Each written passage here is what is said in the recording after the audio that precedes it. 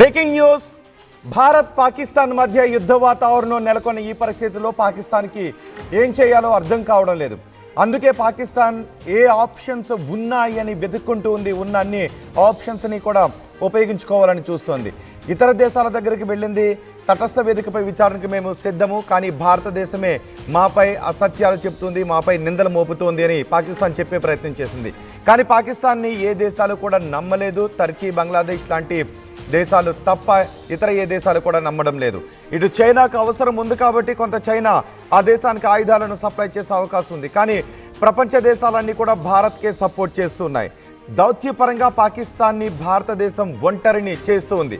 అదే సమయంలో మనం యుద్ధానికి కూడా సిద్ధమవుతూ త్రివిధ దళాలని మొత్తం సరిహద్దుల్లో మోహరించి ఉన్నాం. యుద్ధ సన్నద్ధతను చేసి ఉన్నాం.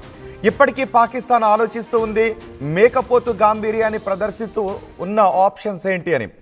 పాకిస్తాన్ భారత్ వైపు చూస్తూ చెప్తోంది ఇతర దేశాలకు, భారత్ గ్రౌండ్లో తీవ్ర చర్యల దిశగా ముందుకు వెళుతోంది, తీవ్ర చర్యలు తీసుకుంటుంది, ఏ క్షణమైనా మాపై దాడి చేసే అవకాశం ఉంది అని. అయితే ఇప్పుడు పాకిస్తాన్కి ఉన్న ఆప్షన్స్ ఏంటి? పాకిస్తాన్ ముందు కేవలం ఇప్పుడు రెండు ఆప్షన్స్ కనబడుతూ ఉన్నాయి.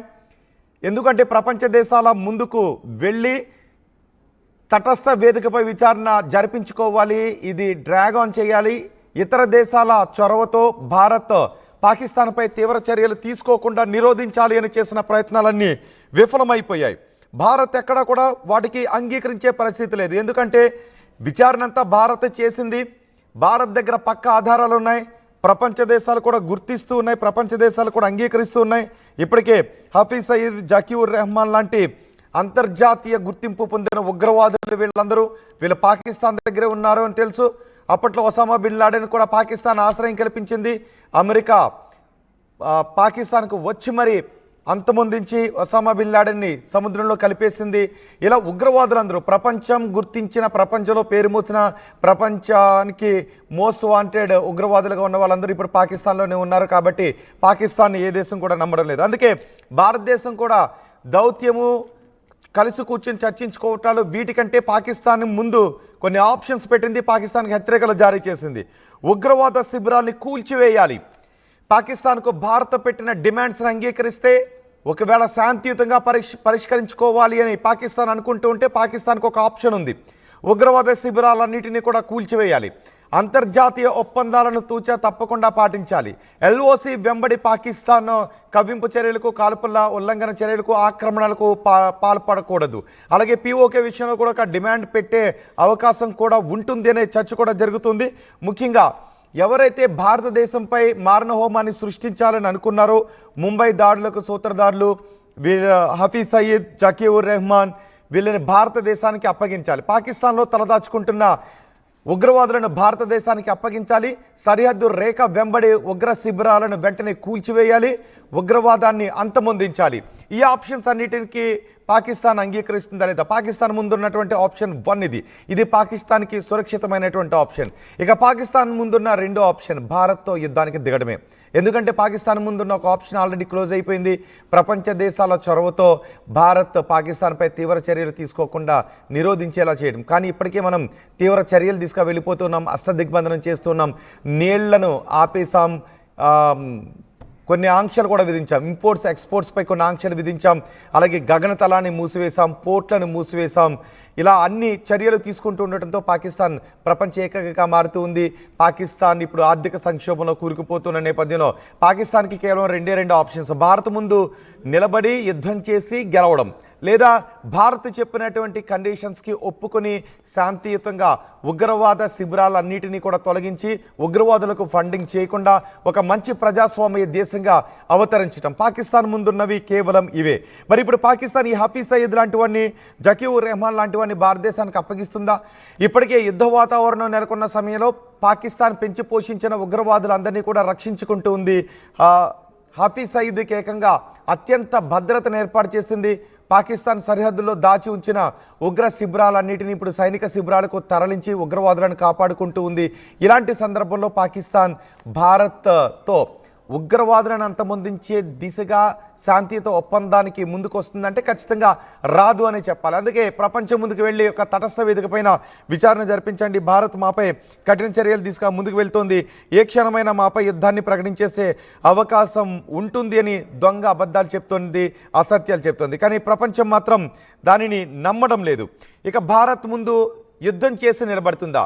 ఒకసారి మనం యుద్ధ సన్నాహాలను చేస్తేనే పాకిస్తాన్ ఇప్పుడు హడలిపోతూ ఉంది. పాకిస్తాన్కి చెందిన సైనికులు చాలామంది 4500 మంది రాజీనామాలు చేసి వెళ్ళిపోయారు. మన ఐఎన్ఎస్ విక్రాంత్తో పాటు ఐఎన్ఎస్ సూరత్ కూడా ఇప్పుడు అరేబియా సముద్ర జలాలలో గస్తీ కాస్తూ ఉంది, అక్కడ తిరుగుతుంది. మన వాయుసేన సిద్ధంగా ఉంది, మన ఆర్మీ కూడా సిద్ధంగా ఉంది. ఇప్పటికే మనం మిసైల్ టెస్ట్లు కూడా నిర్వహించాం. అటు పాకిస్తాన్ కూడా మిసైల్ టెస్ట్లు నిర్వహించుకుంటూ ఉంది. ఒకసారి మీరు ఆర్టీవీ స్క్రీన్ పైన కూడా చూడొచ్చు. బోర్డర్కి యుద్ధ ట్యాంకులను, యుద్ధ సామాగ్రిని పాకిస్తాన్ తరలిస్తున్న దృశ్యాలు అవి. కానీ భారత్ తరలిస్తున్న దృశ్యాలు మాత్రం మేము మా దగ్గర ఉన్నప్పటికీ కూడా ప్రసారం చేయం. ఎందుకంటే ఇప్పటికే ఆర్మీ కూడా చెప్పింది, భారత ప్రభుత్వం కూడా చెప్పింది, భారత ప్రజలకు కూడా ఈ విషయంలో సహకరించాలి అని. ఎందుకంటే సహజంగా రోడ్లపైన యుద్ధ ట్యాంకులు అవి వెళ్తూ ఉన్నప్పుడు ప్రజలు వాటిని షూట్ చేసి సామాజిక మాధ్యమాల్లో పెడుతుంటుంటారు.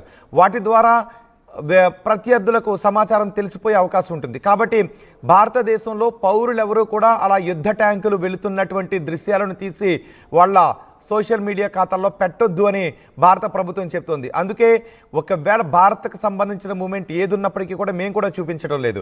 కేవలం మన త్రివిధ దళాలు ఏదైతే చూపించవచ్చు అని చెబుతూ ఉన్నాయో, ఏదైతే వెల్లడి చేయొచ్చు అని చెబుతూ ఉన్నాయో వాటిని మాత్రమే అందరికంటే వేగంగా మీకు అందజేస్తున్నాం తప్ప ఏ ఒక్క విజువల్ని కూడా మనం చూపించకూడదు. మన భద్రతకు భంగం వాటిల్లే అంశం అవుతుందన్న దృశ్యాన్ని మేము ఏది కూడా చూపించట్లేదు. కానీ పాకిస్తాన్ విషయంలో మాత్రం అలాంటివి పాటించాల్సిన అవసరం లేదు. కాబట్టి పాకిస్తాన్కు సంబంధించిన యాక్షన్ ఏదున్నా, పాకిస్తాన్కు సంబంధించిన సన్నాహాలు ఏదున్నా కూడా మేము చూపించాలని అనుకుంటూ ఉన్నాం. పాకిస్తాన్లో ఉన్న ప్రజలు కూడా చూడండి, ఒకసారి రోడ్డుపై వెళ్తున్న పాకిస్తాన్ ఆర్మీ వెహికల్స్ అన్నిటినీ కూడా వాళ్ళ ప్రజలే షూట్ చేసి సామాజిక మాధ్యమాల్లో పెట్టుకుంటూ ఉన్నారు. కానీ మన ప్రజలు ఎవరు కూడా అలాంటివి చెయ్యొద్దు.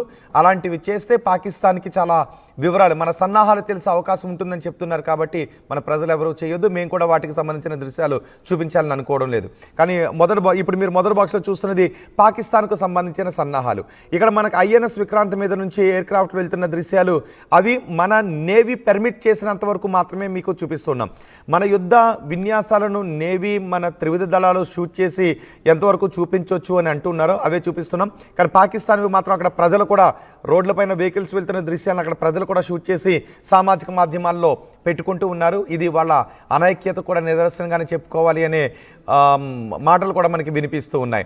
ఇక మన త్రివిధ దళాలు కూడా ఎంత సన్నద్ధత అయి ఉన్నాయో వాటిని చూసి పాకిస్తాన్ కూడా ఇప్పుడు భయాన్ని వ్యక్తం చేస్తోంది. భారత్ దగ్గర అత్యాధునిక ఆయుధాలు ఉన్నాయి. ఈ అత్యాధునిక ఆయుధాలతో మనతో పాకిస్తాన్ యుద్ధానికి దిగితే 4-5 రోజులకు మించి పూర్తి స్థాయి యుద్ధం చేసే అవకాశం లేదు. పాకిస్తాన్ భారత్తో పూర్తి స్థాయి యుద్ధానికి దిగితే కేవలం 4-5 రోజుల్లోనే పాకిస్తాన్ పూర్తిగా చతికిలబడిపోయే అవకాశం ఉంటుంది. పాకిస్తాన్ పూర్తిగా ఆర్థిక సంక్షోభంలో కూరుకుపోయే అవకాశం ఉంటుంది. అఫ్కోర్స్ ఆ దెబ్బ భారత్పై కూడా కొంత ఉంటుంది. కానీ పాకిస్తాన్ మాత్రం ఇక నామరూపం లేకుండా మారిపోతుంది. కాబట్టి పాకిస్తాన్ యుద్ధానికి కాలు దూతుందా, లేదంటే భారత్ చెప్పినట్లుగా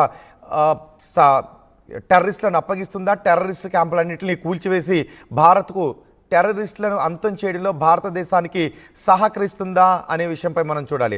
అలాగే పీఓకే, ఒకవేళ మన యుద్ధానికి దిగితే పూర్తి స్థాయి యుద్ధానికి దిగుతామా, పీఓకేను స్వాధీనం చేసుకునేంత వరకు వెళ్తామా అనేది భారత వ్యూహానికి, మన వ్యూహానికి సంబంధించిన అంశం. కాబట్టి ఏ నిర్ణయం తీసుకుంటుంది. సైన్యానికి ఇప్పటికే పూర్తి స్వేచ్ఛనిచ్చేశారు.